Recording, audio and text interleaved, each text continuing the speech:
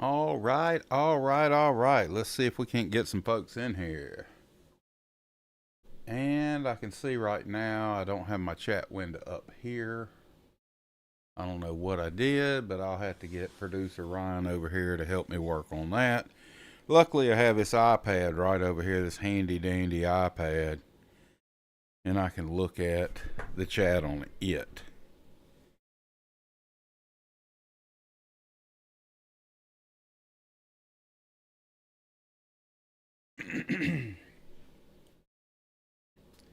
Give some folks a few minutes to see that it's on.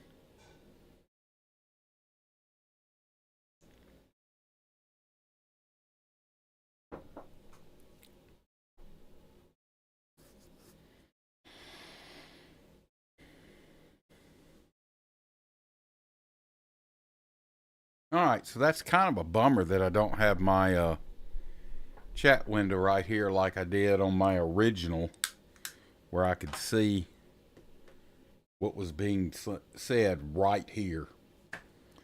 Welcome back to another live.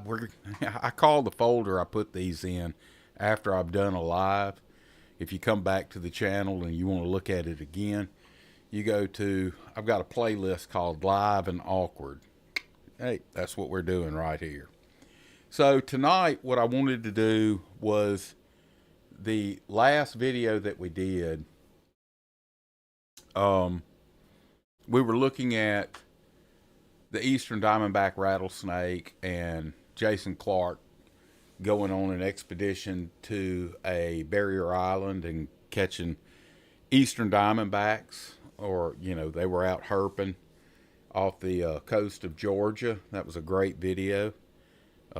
Really liked reviewing Jason's stuff. And one of the things is about that animal, the Eastern Diamondback rattlesnake, is they are a product of the longleaf pine ecosystem. So I said, well, why don't I go and talk a little bit about the longleaf pine ecosystem, which is what I want to do tonight. So I have been to a few meetings for the Longleaf Alliance here in South Mississippi. They'll have meetings, and I'll go to those meetings for the Longleaf Alliance. And one of the big things that they talk about is management of a longleaf pine ecosystem. And the biggest management tool that you can use in a longleaf pine ecosystem is actually fire, prescribed fire. Now, that's different if you're looking at this and you're from over there in California. It blows your mind to think that we're over here starting fires and we're doing it on purpose. But the longleaf pine is resilient to fire. It's very fire resilient. And it does a lot of things when we burn off all that undergrowth. One of the things it does is it helps us control the mid-story stuff, or what we call southern rough, which are those plants that grow up in between the trees, and it gets so thick you wouldn't want to be able to walk through there. The longleaf pine ecosystem is supposed to look like a prairie with trees that aren't planted in rows. They're just wherever the good Lord blows those seeds and they take off and they start growing. That's how those trees grow. Usually it's uplands. We've got rolling hills over here, and you'll have those trees dappled through that prairie-like grasses, and you'll have those trees. And then when you get to the draws, where the drains are for our water system around here, the natural drainage, you end up with a hardwood thicket. And that's what, it looks like that southern rough. You wouldn't want to have to walk through that on a dare. So running fire through the longleaf pine ecosystem, I'm sure that's what this video is going to talk about, because we're going to be looking at a video that the Longleaf Pine Alliance has put out. I have not seen this video. I just looked, and this morning when I was going, what am I going to talk about on this live stream? I said, well, let me see if I can find something on the longleaf pine ecosystem, because that Eastern Diamondback that we looked at on Monday in that live, that is a product of the longleaf pine ecosystem. There are some threatened and endangered species in this ecosystem. And you're going, well, the rattlesnake, the Eastern Diamondback, is heading towards it. It could get listed because the number of the animals has dwindled so much. And that's because of human encroachment into the area. And people go, well, if you're getting rid of snakes, that's a good thing, because there's lots of people that think the only good snake is a dead snake, and that's wrong. That's just flat out wrong. But there are other threatened and endangered species that are in this habitat, and it's because of habitat loss.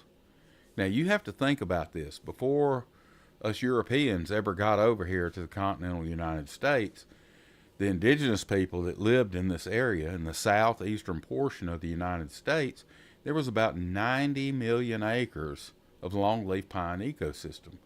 Those rolling savannas with the longleaf pines dappled through there.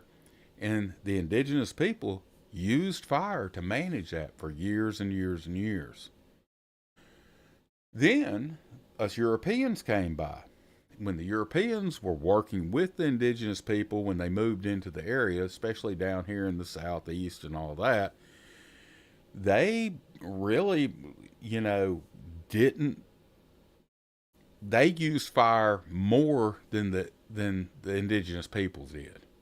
They found out that's what they did, and their idea was, if burning it once every other year or every 3 years is good, burning it every year is better. And I remember growing up as a kid, a friend of mine, his dad had 20 acres. Every year we were out there burning off that 20 acres.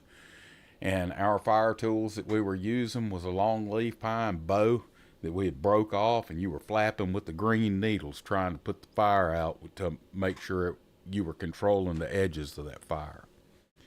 So, without further ado, I know they're going to come up with a bunch of topics in here they're going to do a lot better than me.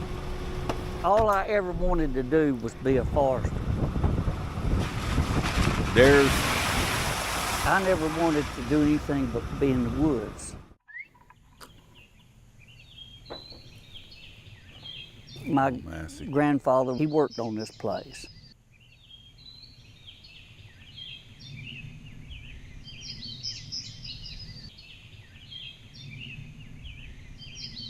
This whole forest, this whole ecosystem, I have seen this type of situation disappearing.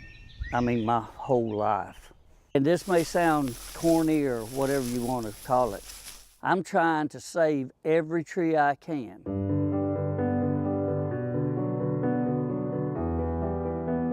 Longleaf pine is a very unique ecosystem, and at one time, not that long ago, pre-European contact, it comprises 60 to 90 million acres from southern Virginia down to central Florida and over into eastern Texas and into the Piedmont of Georgia and Alabama. When I was coming along, they were saying it was second only to the tropical rainforest in diversity. Now they're saying it's equal to the rainforest in diversity. Longleaf pine actually depends on frequent fire to sustain itself and to thrive. Its regeneration, its germination, all that cycles and revolves around fire. More than 97% of longleaf pine ecosystem has been removed. We are a part of the ecosystem no matter how far removed we might think we are. Everything is living. The trees, the earth, the air, the water. And when you respect our natural resources as part of your family, you're going to use them differently. You're going to look at them differently. Habitat restoration is critically important. It's amazing how much we can do when we work together. We have planted 1.6 million acres of longleaf pine across the southeast. It's changed. Okay, let's keep this in mind. The Longleaf Alliance has planted 1.6 million acres in longleaf pine. What they are trying to do is restore land that was traditionally longleaf pine ecosystem back to longleaf pine. The best way you can do that is you're going to have either the Forest Service or the private landowner that's willing to do this with their land. Where you find a lot of people that resist that as private landowners are, hey, I've got 100 acres. Now I can plant these 100 acres in loblolly. It grows faster. I can plant this 100 acres in loblolly, and in 30 years I'm harvesting mature loblolly.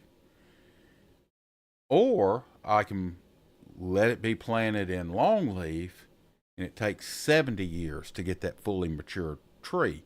And looking at it on an economic standpoint, they say, I want to go with the loblolly. There's good and bad with this. The good is they are putting trees on the ground. The bad is it's not the native trees to the area, and the wood that you're getting from loblolly is not the quality that you get from a longleaf pine. Longleaf pine is what you're seeing that's being used as power poles. Longleaf pine, back in the days when the Europeans were working at building ships that were driven by wind, that was your mast, was the longleaf pine if they were built down here on the coast. Loblolly, if you've ever looked at where a tornado went through a stand of timber, and you see all those trees broke off about 25 to 30 foot up in the air, snapped up in the air, that's most likely 96% chance that's going to be a loblolly.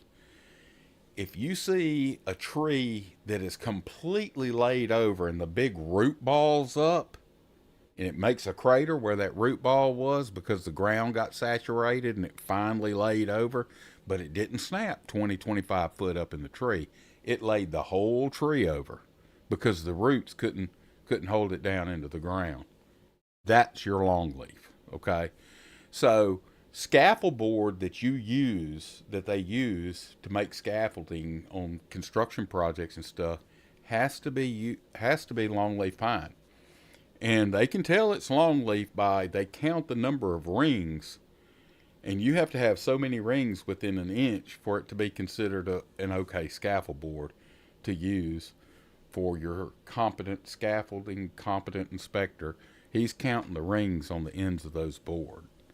So longleaf is a stronger, more durable wood. They say if you're planting loblolly, you're planting those for yourself or your kids. If you're planting longleaf, you're planting those for your grandkids.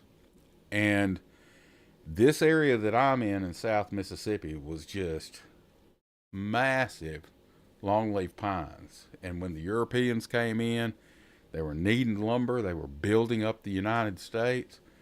And they went through here and they cut and cut and cut. And when I say they cut, they didn't leave some longleaf or seed. They were just laying to waste, cutting down all these trees. Now, they did come back and plant lob, but the native tree to this area is longleaf, and that's what we need to keep in this area. Now, I'm going to get off my soapbox and get back to this video. But we're trying to protect what we got left.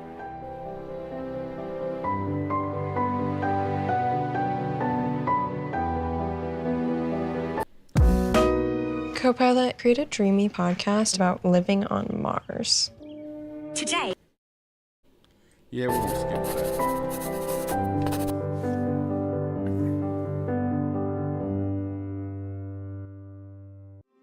Longleaf is the center of the longleaf ecosystem, the tree itself. And without it, we wouldn't have the ecosystem. Longleaf pine has the longest pine needles and the largest pine cones of any southern pine species. As the ambient humidity becomes dry, the cone expands and it releases the seed, which is a nice little kernel of protein with a wing on it.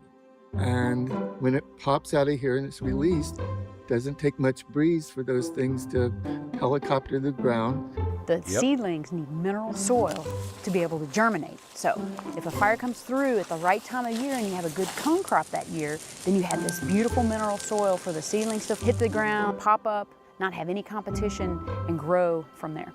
Within that first year, it establishes itself into what we call the grass stage. While it's sitting there growing in that grass stage, people think, oh, this tree is not growing at all, but it's actually putting down an enormous taproot. You could see these longleaf seedlings, how far the taproot's already gone, because they have to get through the sandy soils to get down to the water. When the light conditions, the nutrient conditions, everything's right, then it starts to elongate. It's in the bottle brush stage. After a few years, it'll start putting out lateral branches, still growing vertically. It's in the sapling stage. All right, I've had people asking, because they've heard me talking about candling. If you look, let me see, can you see? Yeah, you can. No, you can't see where my cursor is, can you? Okay. If you look at the end of these branches, let me find a better shot of it. The sapling stage. All right. If you look at where that branch is coming out, you'll see all that green, and then you see that white, waxy looking part that's coming up. That's called candling, okay? This is the growth phase for that tree. And what's going to happen by the end of the season, that white is going to be brown, just like the rest of that branch. And that's one way you can tell that this is a longleaf pine versus a loblolly, is the branch is, I mean, it just gets thick and longer on the end. It's not, it doesn't get narrower as it goes down that branch. It's big old, it's about that big when it's the new growth. Coming more mature, where at that point the tree will start coning, producing seed, and then producing seedlings of its own. Longleaf actually has deep roots and shallow roots. Deep roots go down to tap into water. What longleaf is really good at is something called hydraulic lift. Longleaf's got the ability to use those roots that are really deep to pull water up at night, and it actually exudes water out into the surface. Longleaf is a long-lived species, and it can stay as a mature tree for many, many years.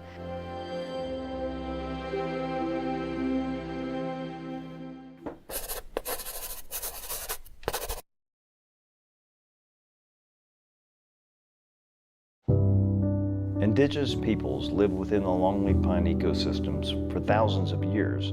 We knew how to travel by the trees. We even had bent trees that would point towards water. Longleaf pine forests provided food, materials for shelter, medicinal plants, and needles for baskets. We have stories about how the pine needles are full of bright light, like the stars. Longleaf pine forests were intimately woven into the cultural fabric of indigenous people. The elders that have given me hundreds of stories and lessons say that the oldest woman, the best pine needle basket maker in the nation, she would spend all year making a perfect basket with shapes and different designs in it, and then it was used in ceremony, and then it was no longer on the earth. Not only did indigenous people use the resources of the longleaf pine forests, they shaped the forests themselves. Native Americans used fire extensively throughout history here in the longleaf pine forest of the Southeast. We think of, longleaf pine forests and you think of lightning and starting fire, but Native Americans were here for a long time. Fire helped to maintain and preserve habitats for plants and wildlife. After European contact, indigenous populations drastically declined. The original stewards of longleaf pine forests later faced removal. Yep. Trail we have tears. story fragments now. If they could carry what they were told, that's fine, but you've lost something in that process. Starting in the 19th century, the longleaf forests were unsustainably exploited. For much of the 20th century, the federal government and states tried to suppress fire and keep it from burning across the landscape. Yep. With fire suppression, longleaf pine ecosystems declined. Landowners and the timber industry. Okay. Fire suppression.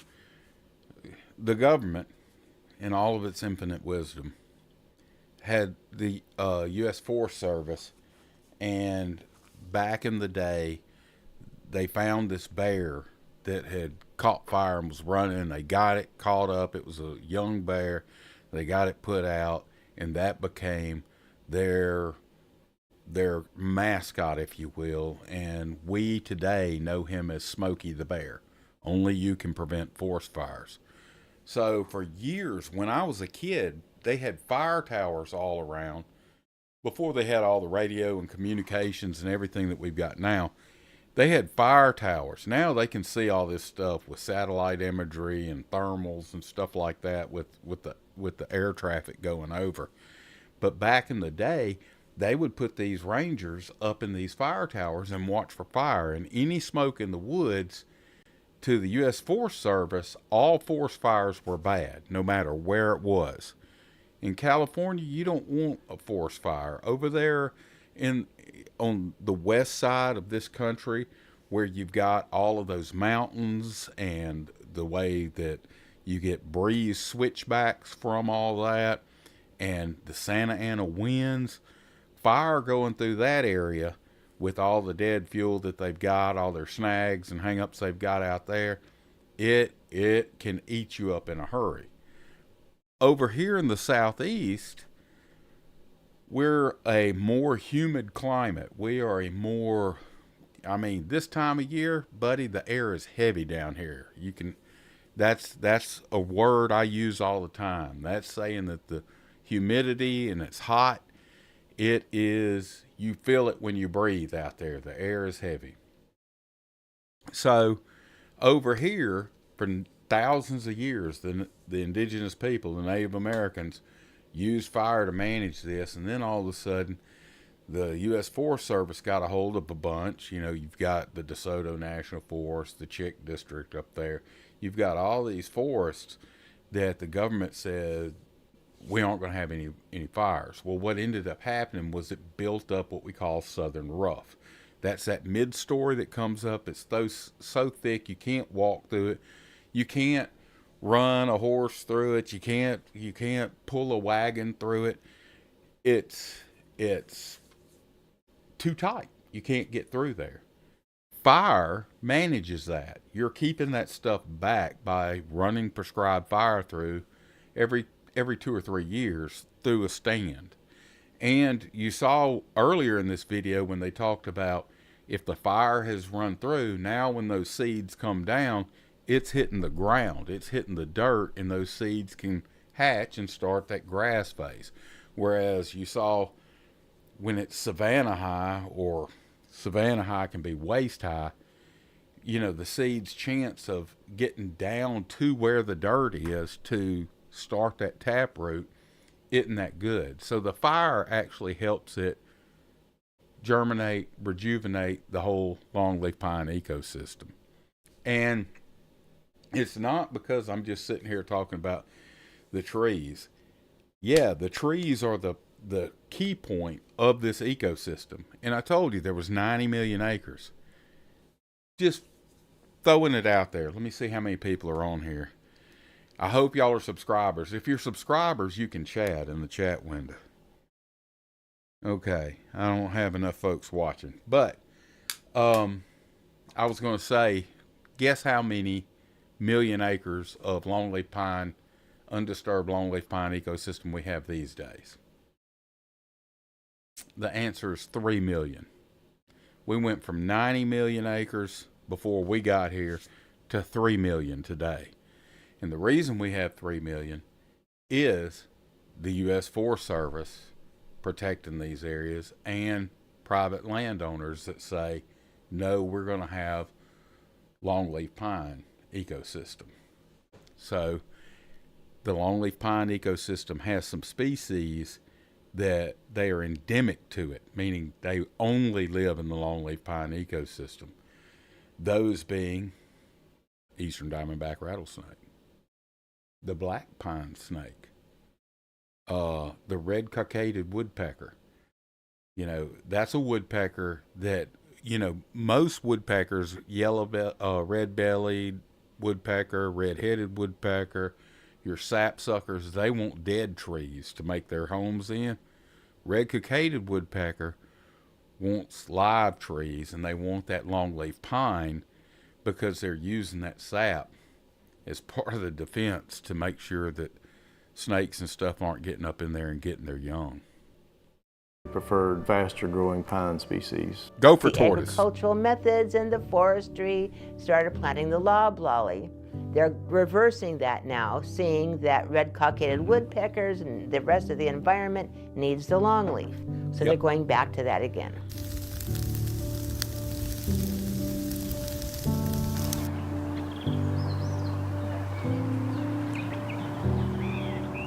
There aren't a whole lot of pine needle basket makers left.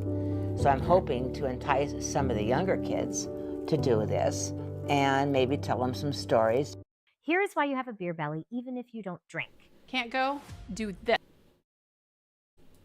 to clear out stuck poop fast.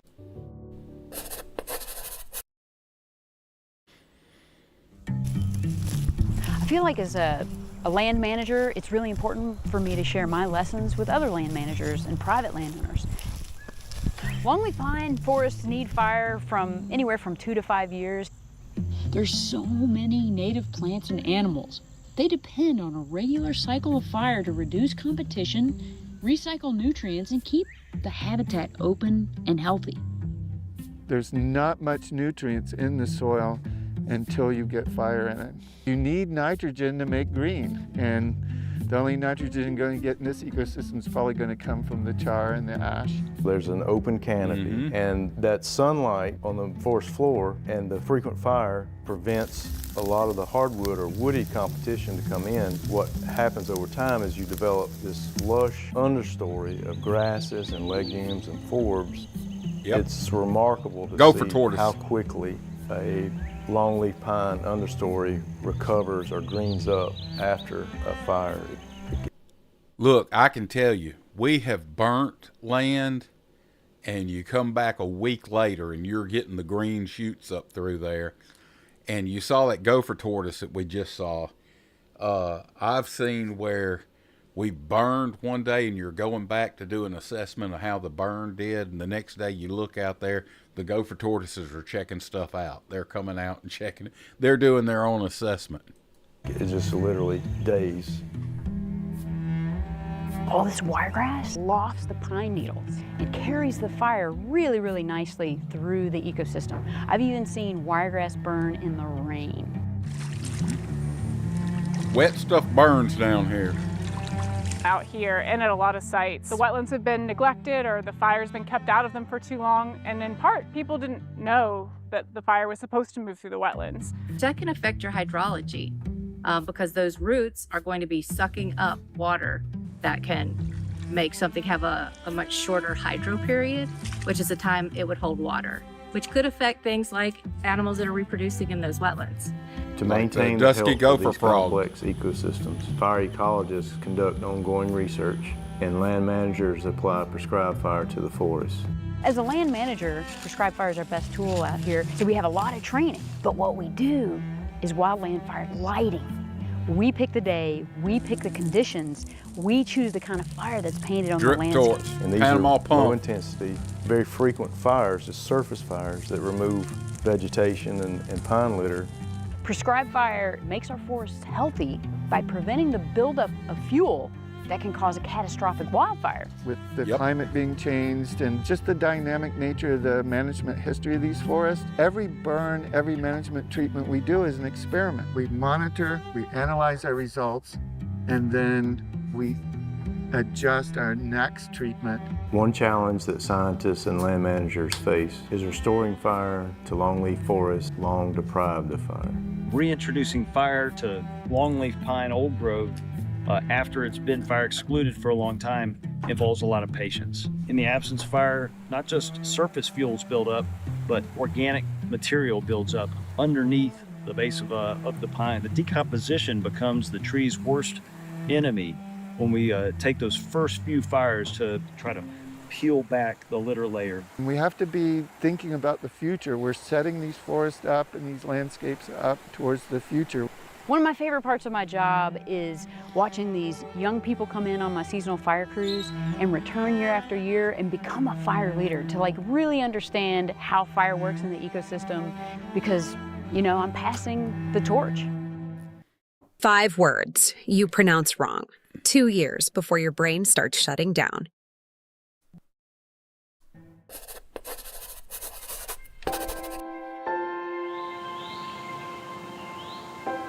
There are hundreds of Five-line plant skink. species found in each longleaf pine community. On some of the more Picture productive plants. sites, that can be almost 50 plants per square meter, which is extremely diverse. And then when you run that out to an acre or 2 acres, it can be over 200 species in that small area. And so most systems don't have that type of diversity. This is Baptisia perfoliata, a type of legume. These are very important in this type of ecosystem since they're out here fixing nitrogen. You have some of these seed capsules here, which different species will rely on and eat. Because of that diversity of ground cover species, you then have all this diversity of wildlife species. The gopher tortoise is a keystone species of the longleaf pine ecosystem. Without gopher tortoises in the southeast, a lot of other species probably wouldn't even exist. It's known for its long burrows that it makes that provide shelter for 300 or more other organisms. That burrow helps protect them in the winter when it's really cold. A lot of different critters will use them as refuges when fire moves through an area. They are in their burrows, safe and sound. Most plants and animals have developed behaviors to survive in these areas with frequent fires. White-tailed deer, mourning dove, and northern bobwhite run or fly ahead of the flame front.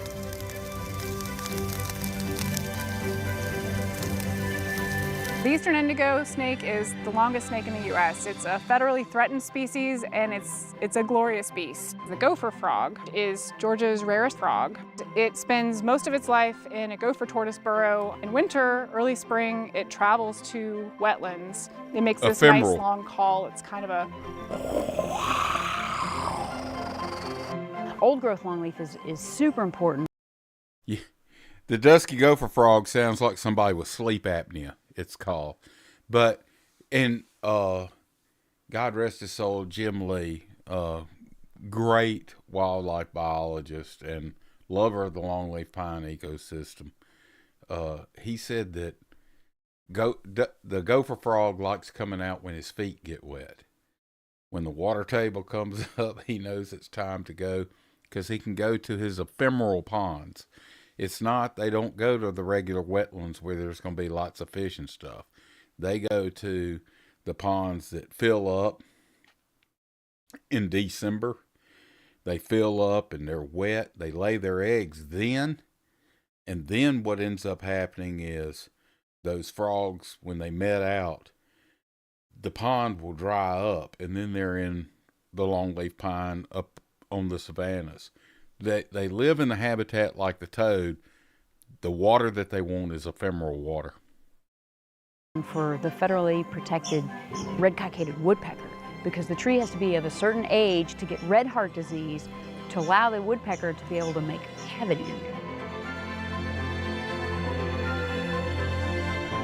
In addition to longleaf's biodiversity, there's also biodiversity in the types of habitat where longleaf can occur.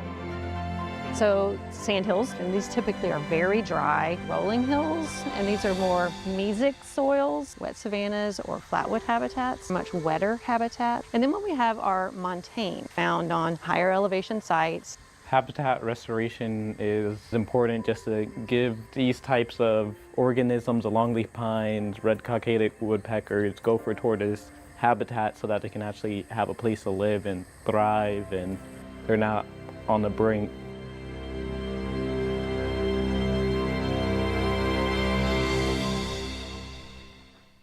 Welcome to the Romulus space station. Unidentified life form detected.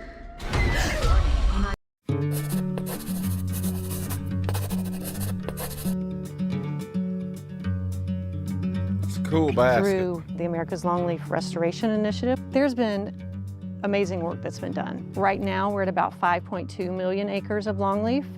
This effort to re-establish longleaf pine and grow the ecosystem and really represents one of the largest, most coordinated recovery efforts for a species.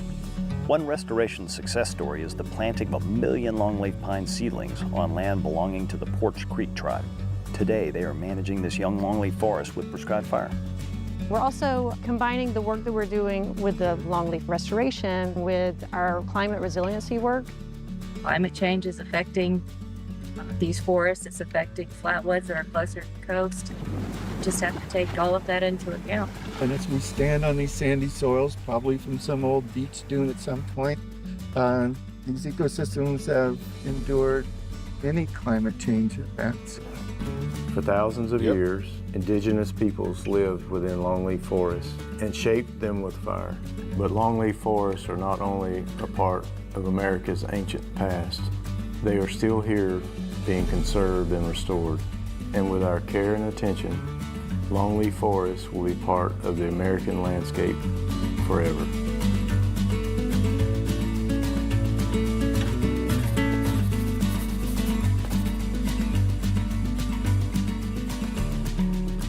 Look at those pitcher plants.